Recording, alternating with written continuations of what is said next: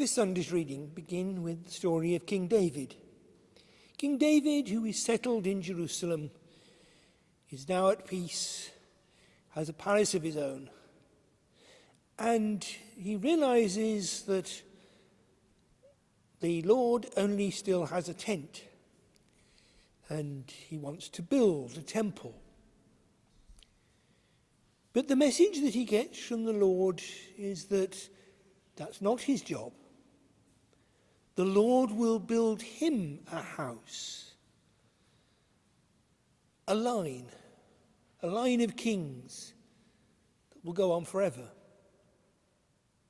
It's not about what David is going to do for God. It's about what God is going to do for David.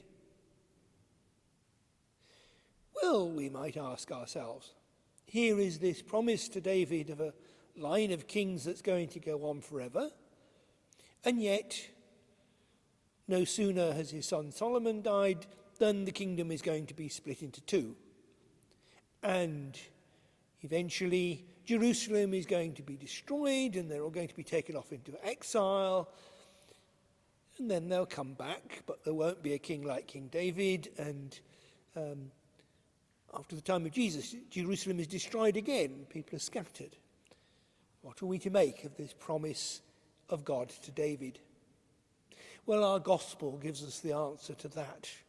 Our gospel is the angel Gabriel appearing to Mary, announcing that she will be the mother of Jesus. Jesus, who will occupy the throne of his father David, who will be that successor, that king whose reign will last forever. This is what God is going to do for David, for us, for all of us. This is the wonder that we give thanks for as we prepare to celebrate Christmas. And in the second reading, St. Paul, writing to the Romans, talks about giving glory to God for those wonders that he proclaims as he proclaims the good news, proclaims that good news of Christ coming into the world, of God with us, God who shares our lives, Christ who reigns over all things. And maybe at this time of Advent and time of Christmas, we might shift our focus a little bit. Normally, when we reflect on the gospel, we reflect on how that might speak to us about what we ought to do, how we ought to respond, or about how it fits with what we're experiencing at this present moment.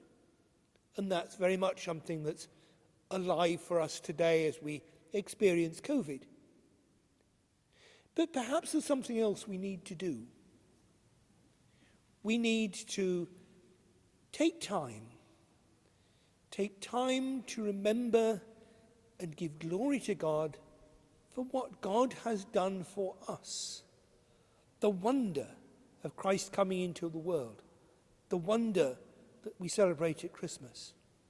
To ask for that sense of awe and wonder at what God has done for us.